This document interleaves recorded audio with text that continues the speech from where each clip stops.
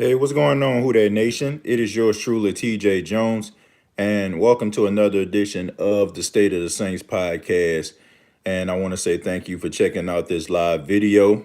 Um, Yesterday, I went live on Facebook, so I thought it was only right that I would go live this morning on YouTube. And I just want to say thank you if you're checking out this video. I just want to talk for a few minutes about Dez Bryant. Dez Bryant on yesterday, he posted a video.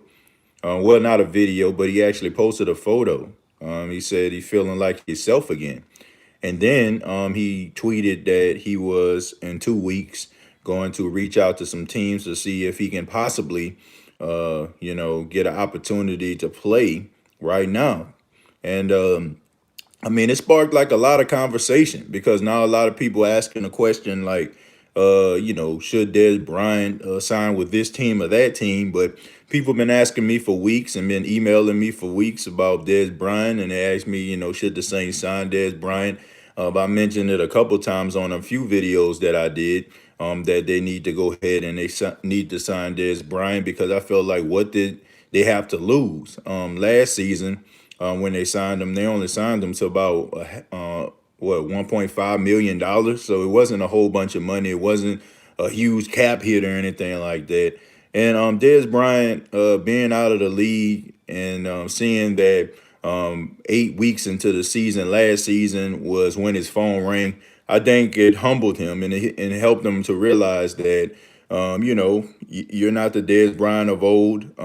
You can't be around here, with the attitudes or the issues. This game can be taken away from you at any minute.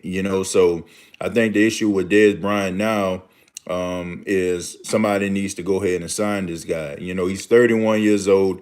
Is he the same guy that he was a couple years ago? Absolutely not. Dez Bryant, I think like he had like a 5 year stretch where he was just actually tearing the league up, being a first team All Pro, putting up all type of numbers. So I just want to say, I think the Saints need to go ahead and sign Dez Bryant. I think that he would be a good addition to the team. Him being a veteran, him being a possession type receiver, I think he'll be good in the red zone. I think you can line him up like in a slot and stuff like that, and he can be a matchup nightmare to some of those smaller cornerbacks. So I think that the New Orleans Saints should pick this man up and make him a part of the team. It's sad that Dez Bryant's career had to end the way that it did, in Dallas. I think he got a bad rep. The fact that the Dallas Cowboys are such a polarizing team, people kind of nitpick at every player on the team, and sometimes the media has a way of making everybody believe that a player is much worse than he actually is. So I think that that kind of hurt Dez Bryant. So I want to see this guy back in the league. I want to see him play again because he was a joy to play. He was a joy to watch, I should say. Everybody enjoyed to watch watching Dez Bryant. Rather you were a Dallas Cowboy fan or not. You like to see Dez Bryant play. Um, but I want to hear from you all. That's my opening address. I don't really want to talk that much about Dez Bryant because honestly, I think I did maybe like 2 or 3 videos, probably in the last few weeks about Dez Bryant. So I'm going to allow you all to ask any questions that you have. Feel free to comment and ask your questions, and I will gladly, answer them to the best of my ability. I'm not saying that, I know everything or anything like that. So I don't know everything, but if you ask me a question, I try to answer it to the best of my abilities. But I do want to give a shout out to Tyra, X-Men, the KDW7, Invictus Samaritan, Kevin, my boy Jerry Poor, LT, Kareem, and welcome to another edition. Yeah, that's kind of like my thing, man. It's like what I say all the time. Uh, let's see. I think it's over for Dez. I don't think it's over for Dez Bryant. I think that a team is going to sign him. Is he going to get signed this year? That might be a tough one right there. I don't know if he'll be able to get signed this year. I think it's a little bit too late in the season. Maybe a team will probably call him. Probably there's a playoff contender or something like that. Somebody get hurt. Maybe it's phone to ring, but to just say, a coach is sitting in his office saying, Dez Bryant wants to come back, let me go ahead and sign him. I'm not sure if that's going to happen, but like I said, I think he deserves to be in the league. I don't think he should have never been out of the league. I just think that he got a bad rep for playing in such a huge market like Dallas, where the media can completely destroy you. Dez has the fire and competitive spirit that Ingram had, and we could use. Plus, 2007 wasn't his fault. Dak made him look bad because it's the inaccurate Dak Prescott. I think it was a combination of things. I think the years that Dez Bryant played with Tony Romo, I mean, it's a different spin on the ball. I mean, you can talk about Tony Romo as much as you want to. I know people laughed at him and stuff like that because he make mistakes in such crucial parts of the game. But Tony Romo was a good quarterback. I mean, he was decent. You know what I'm saying? He wasn't like trash or anything like that. And honestly, I think that if he didn't play for the Dallas Cowboys and he played for someone else, I think people will have a different perspective on Tony Romo. And the relationship between Tony Romo and Dez Bryant was a good one. They had good chemistry. The issue that was going on with Dez Bryant, this was the problem with Dez Bryant. He is the complete opposite of what Michael Thomas is. Okay, Dez Bryant was a very physical wide receiver who was bigger than everybody else. That played bully ball. He did that when he was at Oklahoma State. I mean, I've been watching Dez Bryant since he was at Oklahoma State. I remember some of those matchups, him versus Michael Crabtree when Michael Crabtree was at Texas Tech. At the time, I was staying in Dallas, so it was such a big deal, man, because he was from DeSoto, Texas, and he always used to win those 50-50 matchups. And he was fast and he was strong. And when he got to the league, he never evolved from that. He was always that 50-50 ball guy. He couldn't really run past you anymore because of all the issues that he had being injured.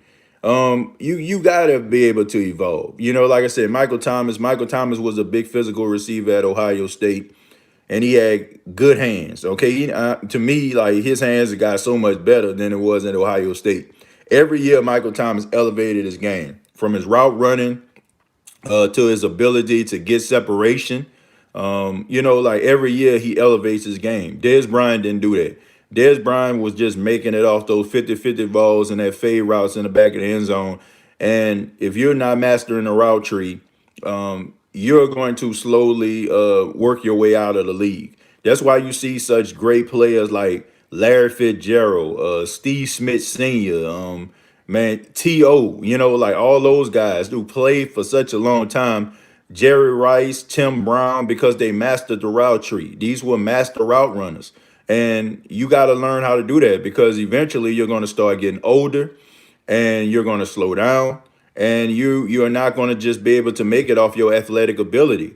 And Dez Bryant didn't do that, and that kind of cost him. So when you combine that, like I said, when you combine that and that media coverage that was completely saying, "Oh, he a shell of himself," and this, that, and the third, that's the reason why he's no longer in the league. That's just my opinion. I know that was a long statement for a question, that was asked to me, but that's my opinion of what happened to Dez Bryant. I don't think it had anything to do with Dak Prescott.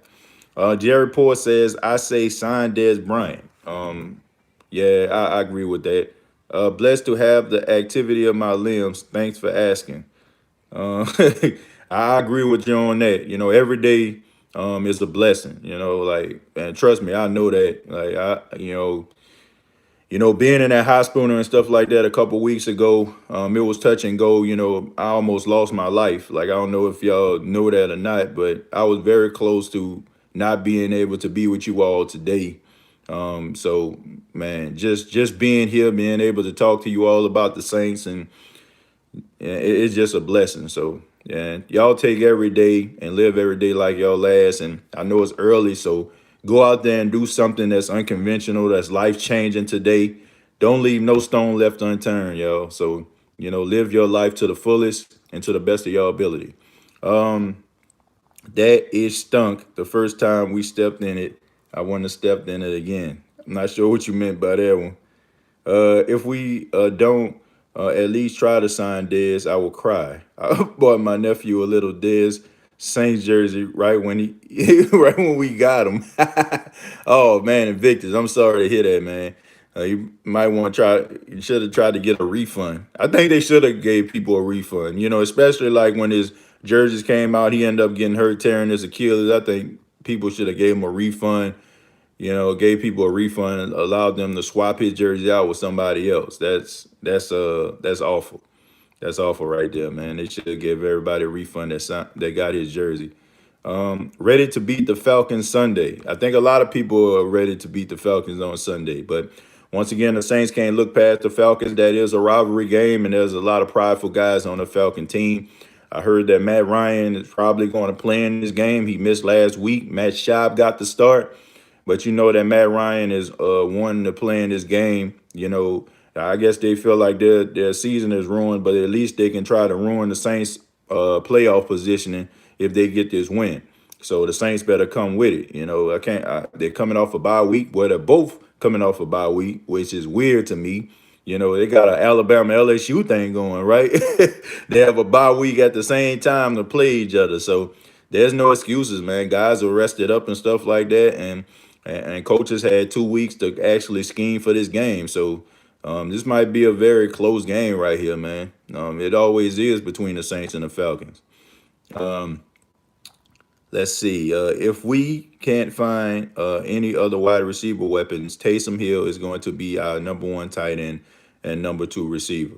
First off, Taysom Hill is not the number one tight end. Jared Cook is, and I think we can agree. Before Jared Cook got hurt, he started to step up, man. I mean, he caught that touchdown that solidified the game against the Jacksonville Jaguars. I mean, and he was playing great, before he ended up missing some games. So Jared Cook is really stepping up. I think that we're going to see more of him in the second half of the season. Taysom Hill is going to be a huge part of the offense, like he always has, especially Drew Brees coming back. That can kind of open up the Taysom Hill offensive playbook. He'll be able to go out there and play in all different type of positions. So, but the Saints need another wide receiver, man. I cannot stress that enough.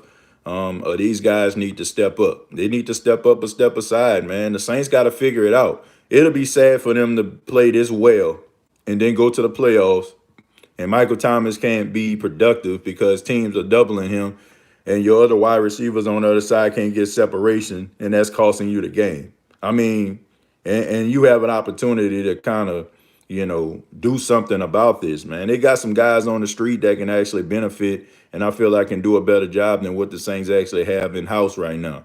One name in particular is Dante Moncrief. Dante Moncrief, I think he played for the Colts, and then he also played for the Steelers, man. This guy's pretty good, so I think the Saints need to look at him also.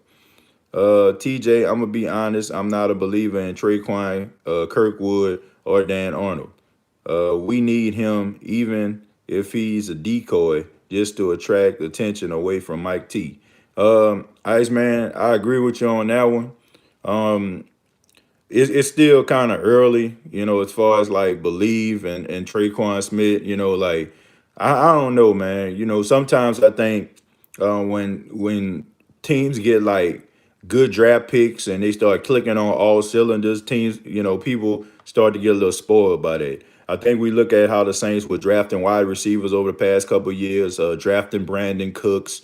He was real good for the Saints, and then they followed that up by drafting Michael Thomas. And it's like we got so spoiled by good wide receiver play and them batting 1,000, batting 1,000 on the draft picks at wide receiver. Now we felt like, Traquan Smith, they draft him, he was going to step it up and be 1,000-yard receiver. That's just not the case, man. As far as Keith Kirkwood, I feel like anything that you get out of him would be a benefit. I mean, because he was undrafted free agent, man. He came out of nowhere. So if you can get this guy on the field, he can get you a couple catches. That's beneficial. So I mean, it's hard for me to expect anything more out of just a guy just being out there catching a pass or two out of an undrafted free agent that's a wide receiver. And Dan Arnold, I like what I saw out of him against the Arizona Cardinals. If he continues to play like that, then I think the Saints have something there. But Trey Smith, I can't say I'm not a believer in him. But I really didn't expect much out of him. I mean, I watched him in college. I mean, he was a guy that was faster than everybody else. He always struggled with his route running. He wasn't a very crisp route runner.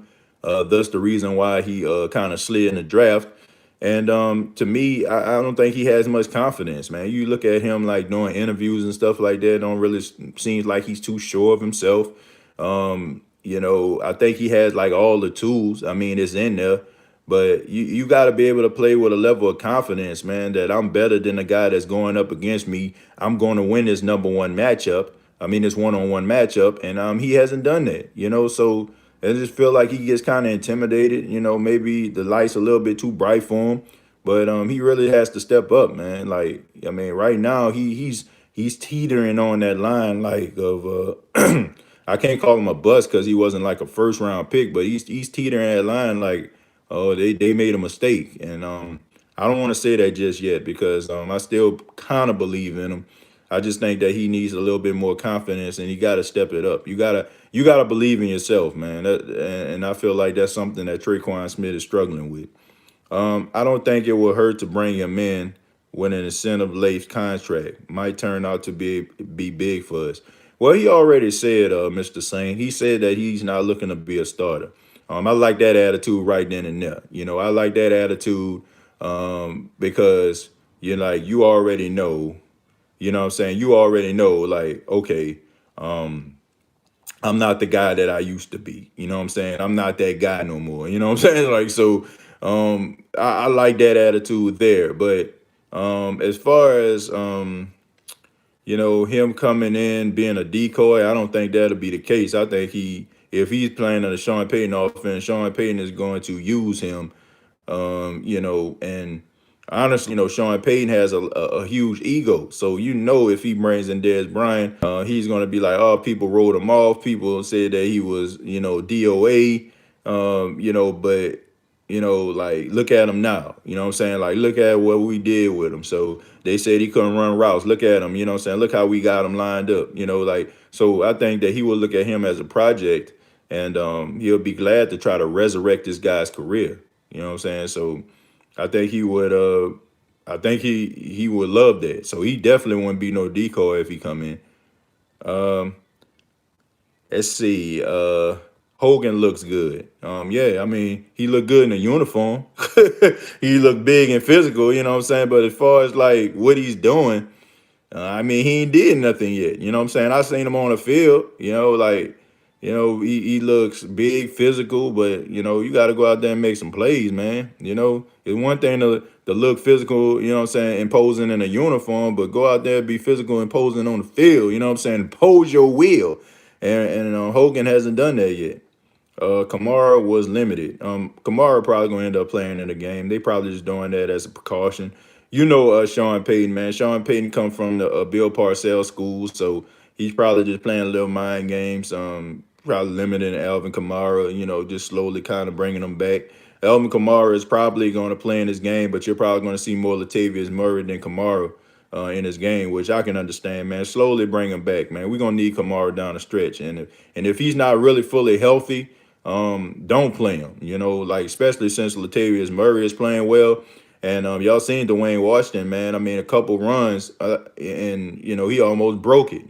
Towards the end of the game. So that's a good 1, 2, 3 punch if you think about it. You know what I'm saying? And if Kamara can't go, that's a good 1, 2 punch to get the job done. Especially you have to like what you saw out of Latavius Murray, a guy who's not known for catching out of the backfield. I mean, he caught his first receiving touchdown in his NFL career. So it's good to see that, man. It's good to know that Latavius Murray is working on his pass catching ability. That's why the Saints need to start fast and keep pace against the Falcons. Keep playing the same way like the last 6 weeks, both offense and defense. Look, the Saints got to start off fast. I don't know if y'all noticed this, but the Saints have been struggling on opening drives. the first 15 plays are the most important plays. That kind of set the pace of the game. And the New Orleans Saints have struggled in that department, man. They'll get down the field only to get a will-less field goal to go up 3-0. You got to get that ball into the end zone, man, and you got to work on your red zone efficiency. In the playoffs and in games like that, you got to be able to execute. You got to be able to score, especially at home. When the crowd is quiet, the crowd understands. Very smart fans in the Mercedes-Benz Superdome. They know to be quiet while the offense is at work. You got to be able to execute. You got to be able to go out there and set the tone for the game. If you get that opening drive, defense has been playing outstanding. They need to continue to do that. But I'm really concerned about what I'm seeing on the opening drives of games. Like the Saints got to start fast. So that is what I'm looking forward to see if the New Orleans Saints can actually start fast in this game. See if they can get that opening drive, those first 15 plays, and get that ball down the field and get that ball in the end zone, and get 7 points. That's what I'm looking for mostly from the offense. Defensively, they've been doing an outstanding job. I just want to continue to see the consistency. I would like to see the pass rush step up, and guys getting sacks. Besides a guy named Cam Jordan, who has been getting sacks in every single game. Some of these other guys stepping up. I like what I'm seeing out of Davenport as far as run support. But let's see if he can get home on the quarterback, man. Let's try to see if we can get some interior guys to go up there and get a sack. Sheldon Rankin slowly working his way back. I don't think he's back to where he was before, but I mean he's been doing an outstanding job when it comes to stopping a run. Malcolm Brown, I mean, what a great pickup. I mean, a complete upgrade of Tyler Davidson. No disrespect to him, but Malcolm Brown is like on a whole nother level. I mean, it's like night and day when it comes to the productivity of a Tyler Davidson and a Malcolm Brown. And then you got all the other guys like Trey Hendrickson came back last week, after dealing with a neck injury. You got Mario Edwards Jr. I seen him getting pressure on the quarterback.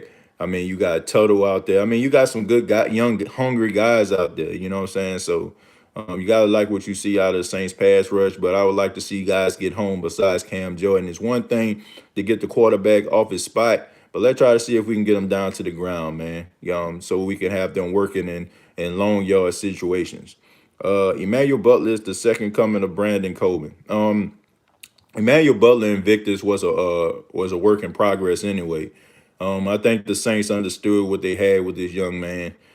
He played really well in practice, but the problem about it was, once again, one of those young guys. I think he came from Northern Arizona, small school, probably a little bit intimidated by the moment, had jitters and stuff like that, and let it get the best of him in games. I like what the Saints did to him, like giving him putting him on the practice squad, getting him almost like a red shirt year where he can actually learn and develop and stuff like that. I like that. I like the fact that they did that with him.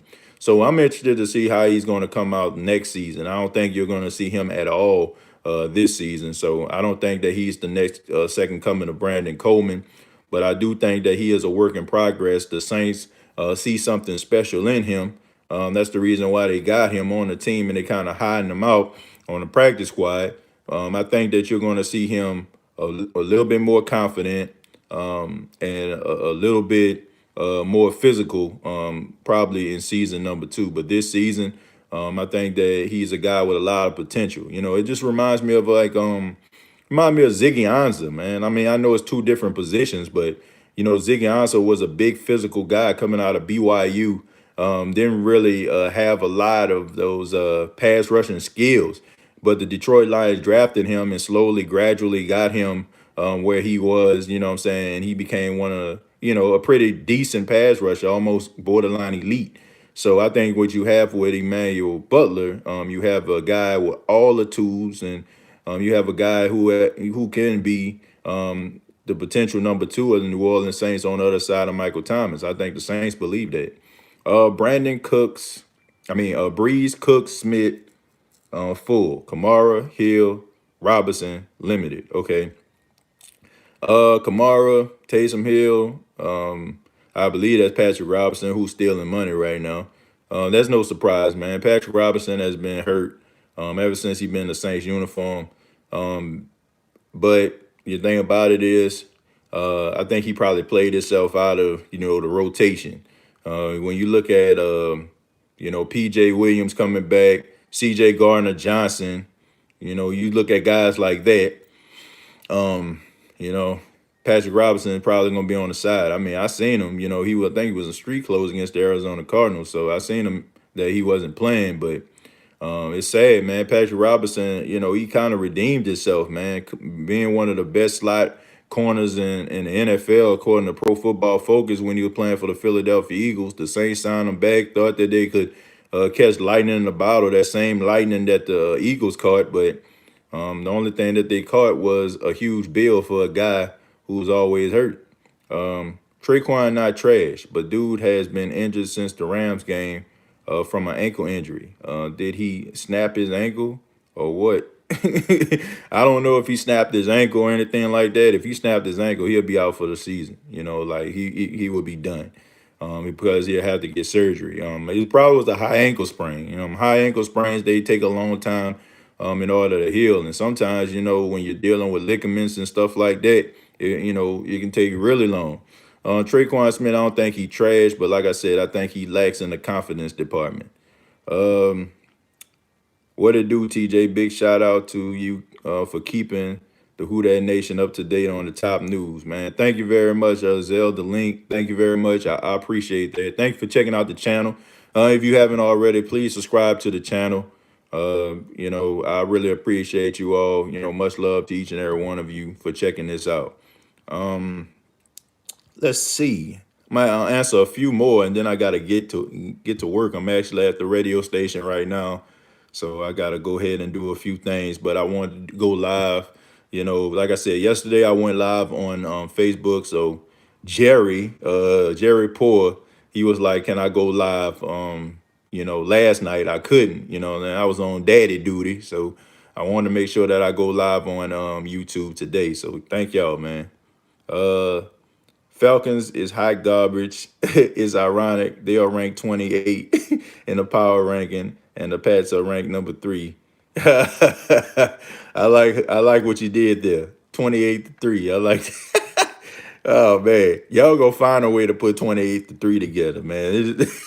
Saints fans gonna find a way to put 28-3 together in some way. We need to play Washington some more too. That man turned up at the end of the game. Yeah, he did, man.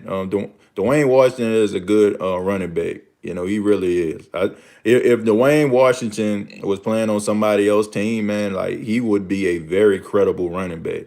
So the Saints are very lucky to have him.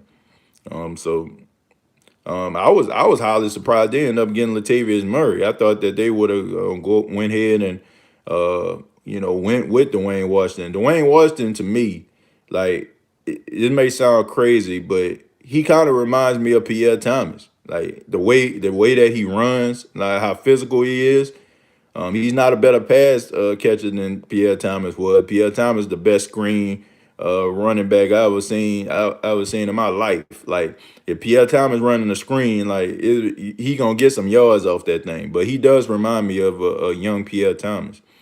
You think Dez Bryant is going to be playing soon? I hope so, man. A lot of people saying that he's not, but I believe that he will. Austin Carr has 1 catch in 6 games. I mentioned that, Kraus. I mentioned that Austin Carr hasn't been doing nothing. I forgot he was even playing. So Austin Carr just out there getting a check. I ain't mad at number 80 though. I ain't mad at him, man. I just need a little bit more production out of him. But this has been the State of the Saints podcast. Thank you all for checking out the podcast. Once again, subscribe to the YouTube channel. We're also available on Facebook. If you're on Facebook, you can go to facebook.com, search The State of the Saints podcast. You can follow me on Instagram at TJ Jones _. That's TJ Jones _ And also follow the State of the Saints podcast on Twitter at SOTS Podcast 8. That's SOTS Podcast 8. Y'all have a productive day, and remember what I said, man. Go out here and live your life to the fullest, okay? Go out here and make this day the best day of your life, okay? Go out here and make it the best day of your life, because it is the best day of your life. You know why? Because it's another day.